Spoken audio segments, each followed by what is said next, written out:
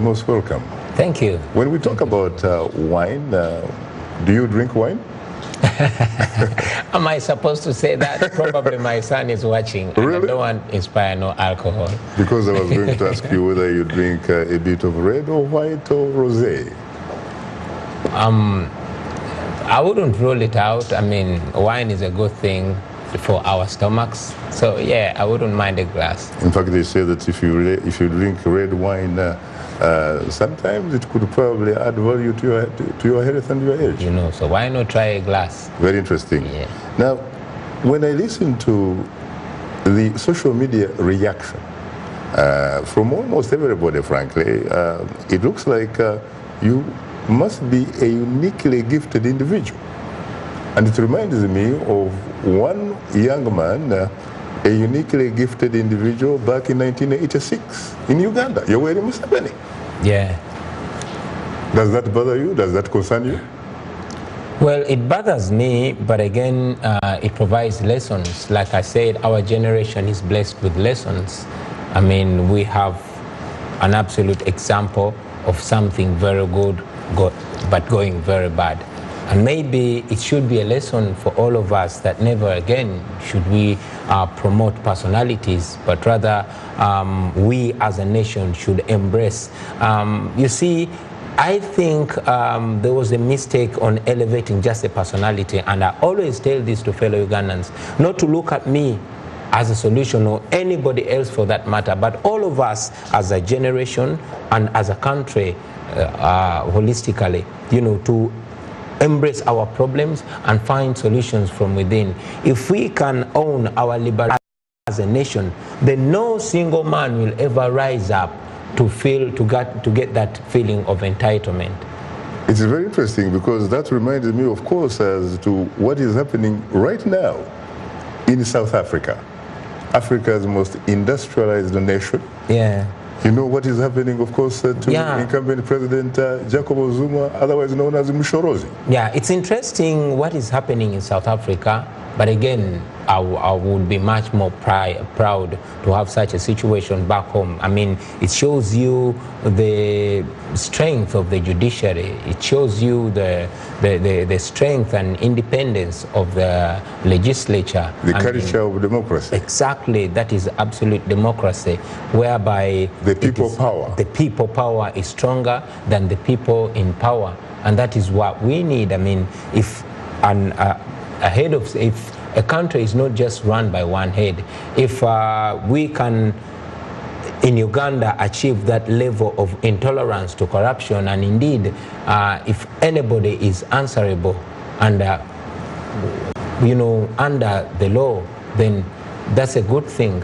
But when you talk about that, I mean, it reminds me, of course, of Uganda. I mean, you have had President Yoweri Museveni in power for 32 years, but when he was asked about how come he's been around for 3 decades, he actually says he is there because he simply succumbs to the pressure of the people, people's pressure. Who are those people? Well, you're about 40 million Ugandans. Yeah, but how can one individual really dominate, control, call shots whenever he wants?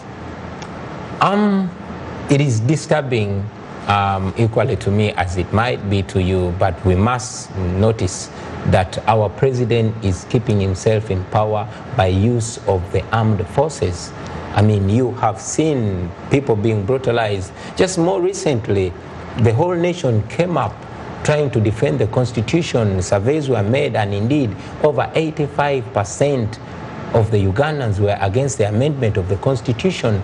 The members of Parliament who were in favor of abrogating our Constitution could not even go to their constituents to inquire from them whether they should go ahead. And yes, the Parliament sent us out to go and consult our electorate. But we were outrightly brutalized and beaten up. People were tear gassed and very many killed on the orders of the president. So you realize that the whole country is in the arm of the president. You know, yes, he's going to go tell you that he's succumbing to the pressure of these people. I would forgive him for that, because yes, probably a small group of people, they are also people. A small group of people has been so corrupt for so long that they fear retribution. But these people say that the man is uniquely gifted to such an extent that politically they actually view him as God's gift to Uganda, that Uganda probably, frankly, couldn't do without him. I must remind you, Shaka, that Robert Mugabe of Zimbabwe used to say the same thing. You know, Taylor of Liberia used to say the same thing. Mobutu Sese Seko of Congo used to say the same thing. For Taylor and Mobutu, it took outside forces to get rid of them from State House. Yeah. For Mugabe, it was his own army. So you talk about... And for Blaise Compaoré, it was the people. It was the people yes. power. So we must know. Plus the presidential guard, as a matter of fact, who could not shoot a bullet at the people. Yeah. So it was people power. It's certainly people power. Now, when you talk about Museveni being kept in the power by the army, why would the army keep supporting him? Is it a personal army? I thought the last time I checked it was called the Uganda People's Defense Force. Well, yeah, it was called the Uganda People's Defense Force, with all due respect to our army. Unfortunately, the line between the army and the police in Uganda is very blurry. You know, you realize that, yes, we are putting the army on the side. The police itself is an instrument of brutality. It's an instrument of control. You have seen our police is very politicized. It is the Ugandan police that actually employs well-known, well-confessed criminals to crack down on the opposition, and it was shameful for the Inspector General of Police to come out and hail the known criminals in Uganda, say, yeah, those criminals were helping us not to fight crime, but to crack down on the opposition. So the security forces in general, not just the army, but as a matter of fact, if we are to compare, I would end up exonerating the army and putting the police on the forefront. Very interesting, because in Zimbabwe it was the opposite. As a matter of fact, in Zimbabwe, you are almost the same. I mean, the same thing. In Zimbabwe, it was the military that, quote unquote, liberated people from Mrs. Grace Mugabe and Mugabe, whereas the police, in fact, was pretty much, pretty much promoting the status quo. Now, let me ask you a question. There are times when President Museveni has been quoted as saying, my army, my money, my oil. My oil. Yeah. Who owns Uganda, really? Who is the primary stakeholder in Uganda? Well, when somebody comes and says, my army, my money, my oil, and the same leader comes and says, I am not anybody's servant, I am a freedom fighter who came to fight for my beliefs, and the same person indeed on a different interview comes and says, no, I'm not working for anybody, I'm working for myself, my children, and my grandchildren, do I need to answer that question, who owns Uganda, Shaka? Can't he say that he's merely expressing his freedom of expression? Well, we have a constitution. We have a constitution which is supposed to defend, which is supposed uphold and protect. Certainly. But what about you? You're a member of parliament. I'm a member of parliament. You're a representative of a constituency of Ugandans. Yes. If Uganda indeed belongs to that particular individual, what are you doing about it? Well, I am a member of parliament. Unfortunately. Why do I say unfortunately? Because we are caught up in a situation where the parliament is powerless. It is more or less a rubber stamp for the executive. Like I said, when we tried to stand up to the outright abrogation of the constitution, we were brutalized not outside but on the floor of parliament. That last happened in 1966 when Milton Obote was abrogating the independent constitution. Yeah. How could the Speaker of the National Assembly allow such a thing to happen? Well, you should have asked first, does the Speaker have any power?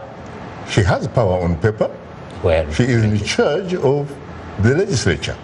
Well, allow me to remind you that the president is quoted to have said that the parliament is like a bus park where only noise is being made. This is a person that controls the instruments of coercion, the security forces. And yes, many times we have been blocked from accessing the precincts of parliament. We have been, on the day when they were tabling the age limit, many of us had to spend nights in hidden places because our homes were surrounded to prevent us from going to the parliament. In fact, I recall that there was a story about grenades actually being, I think, unleashed on your house. Yeah, grenades were unleashed. There were 5 of them. 5 of them. Yeah, were hurled at my house, and my eldest son narrowly survived death. So that Who was is responsible for those grenades? Well, police came, and up to today, no police report has come out. But that's not the only case. I mean, you've seen senseless killings, not only for civilians, but even for high-profile security officers. Recently, some years ago, probably 2, the Assistant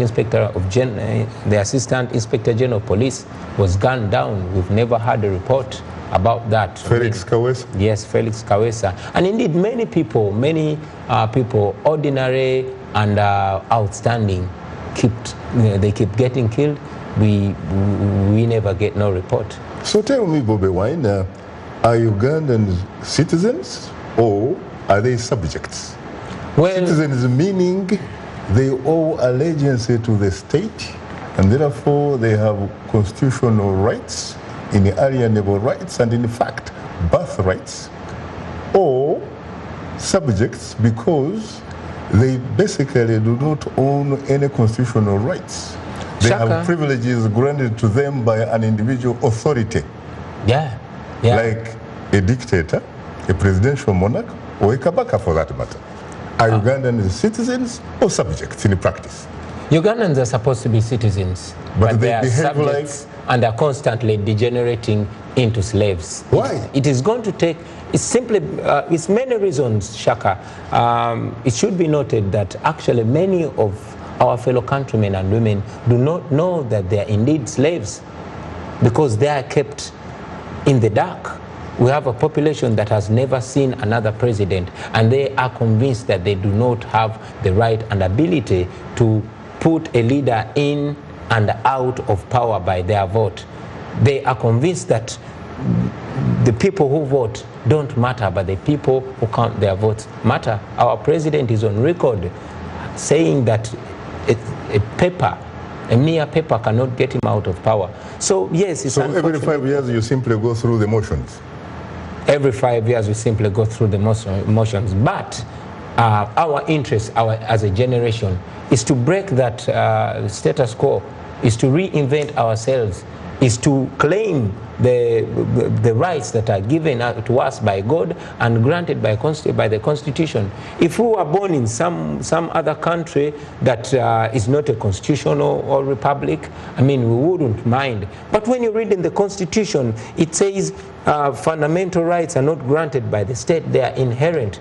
When you look at the Constitution, it gives us rights, and those are the rights that we need, first of all, to sensitize our fellow countrymen and conceive it within ourselves that those are our rights, and thereby we shall go and achieve them. Let's go to the lifeline of the show, which are the telephone callers. Good afternoon, Dennis from Chicago. You're most welcome to Straight Talk Africa. Yes, good afternoon, Shaka and Honorable Bobi Wine. We're terrific. How are you? Very good. My name is Dennis, Ugandan calling from Chicago. Yeah, so glad to hear Bobi Wine in the studio today, and just wanted to bring this forward to him. He's one of those young men in Uganda that have come out to speak for those who cannot speak for themselves, and we very proud of him, and also just to relate to his life story from where he has come from and how much he's inspiring young people, and that is something very great. But I would also like to ask him, Honorable Chagulanyi, to rally his fellow artists that we know that change in every society world over the role of artists cannot be ignored. So if he should rally the like-minded artists like him, then they can spread the message to the masses. Thank you. You're most welcome. Let's go to Connecticut. Tommy from Connecticut, good afternoon. Good afternoon, sir. Thank you so much for taking my call. You're most welcome, sir. What is your question or your comment? My question is, I'm a musician, have been all my life. I'm very interested, a student of history. I'm very interested in what kind of force promoting change that music might have within Uganda and the rest of Africa. Is it promoted by authorities? Is it aided in any way? Because music, by nature, promotes a force of change. And many times, governments and authorities do not like that change. What would your opinion on that be? Thank you very much. Would you respond to those questions, please? Yeah, unfortunately, I wasn't able to listen to them. Could you repeat them for me, please? He's saying that he's a musician himself, and he thinks that any musician would pretty much be in support of social change. Sure. Well, I certainly agree with him. You know, music is a reflection of reality. It's a gift from God. We never buy it. So apart from using it for only entertainment, we should use music to better society and to leave a positive legacy. You can't hear any questions? No, I can't hear the questions. It's very unfortunate. And of course, the Dennis from Chicago pretty much, compliments you for whatever you are doing. And he thinks that you should mobilize your fellow musicians so that together you can really figure out a way of sensitizing Ugandans so that you can empower them to work towards social economic justice for all of us. Yeah, sure, Shaka. It is very important for us as musicians, especially we in Uganda. I mean, for those who are in support of the status quo and for those that tend to speak truth to power, we should come together and know that none of us is immune to the situation. A country that is badly governed does not discriminate. When we face a broken down healthcare system or a broken down justice system, it affects us as a whole. I mean, in the recent past, we've lost our fellow artists. We lost AK-47, we lost producer Dance Kumapesa, and just a week or less ago, we lost a very talented artist called Moses Radio. Some of these artists actually were in support of the regime. I'm not holding them against that because that's their constitutional right to believe in what they want to believe in.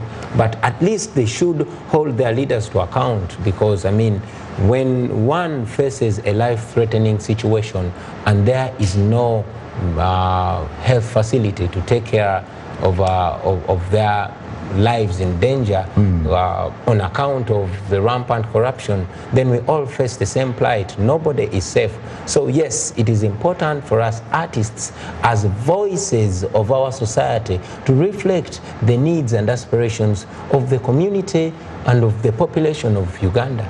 Let me ask you a question about Kenya. Yes. A very key neighboring country. There are a lot of things happening there. You recently heard, of course, major opposition leader Raila Amolo Odinga taking an oath of the people's president and demanding for what he calls, among other things, electoral justice. You had the government reacting by obviously arresting people and in fact going to the extent of shutting down even private media stations so that people do not get information. You had a situation where the government ignores, for example, 5 court orders to release one Miguna, an activist and lawyer, and in fact deporting him to Canada even though he was born in Kisumu as a citizen. And the constitution of Kenya actually says you cannot revoke anybody's citizenship, you cannot deport a citizen from your country. How do you respond to that? And people that live in the diaspora and yet come from countries like Uganda and Kenya? Kenya is our immediate neighbor, and whatever happens in Kenya has a direct bearing on Uganda. I mean, we are brothers, only separated by artificial borders. It's important to pay attention on what's happening in Kenya. Yes, Kenya, all of us who are proud of the Kenyan judiciary when it followed, when it exhibited the strong independence of the judiciary. I mean, it was the first annulment of a presidential election in Africa. And the fourth in the world, as a matter of fact. Sure. So that is something to be proud of, and indeed, yes, it was respected by the president, by the incumbent and the opposition, and they went to the polls. It was important, in my opinion, to look at what had caused the nullification of that presidential election, because I noticed that the irregularities that caused the annulment were not addressed, which is something of concern. And again, I hope that Kenya is not degenerating into lawlessness, because the disrespect of court orders does not paint a very good picture on such a seemingly better democracy than ours in Uganda. How was your trip so far? Successful? Yeah, it is nice. It is nice. I've been meeting up people from different walks of life. I've met up with Ugandans. We had a town hall meeting in Boston, and indeed we're having a town hall meeting here in Washington, D.C. And you were at Harvard Kennedy School, of course, for a week. Yes, I was at Harvard Kennedy School and met up, networked with very important people. Finally, if we are to look in the camera and talk to the audience, what message do you have for the Ugandan youth who make up the vast majority of Ugandans, really, in terms of social change? You have 30 seconds. Well, in 30 seconds, honestly, I would have had quite a lot to tell the Ugandan youth, but because it's 30 seconds, I'll tell the Ugandan youth that the leaders that you look at now gave their biggest contribution when they were our age. And indeed, all the leaders in the world, the most prime time for a person to contribute to his country is the youthful years. You realize that we are the youngest population in the world. That means two things. It means we can either be a liability to our country or an asset. So it is high time that we take up the mantle. It's high time that we take responsibility for our future. The people that are making decisions for us right now are not going to be around to face the outcomes of the decisions that they are making in the future. So it is upon us to take up the mantle and decide the kind of Uganda that we want ourselves and our children to live in. Thank you very much. On that note, thanks to my distinguished guest, Robert Sentamu Kyagulanyi, also known as Bobi Wine. Thanks for affiliate stations, along with our wishers and viewers. Get better.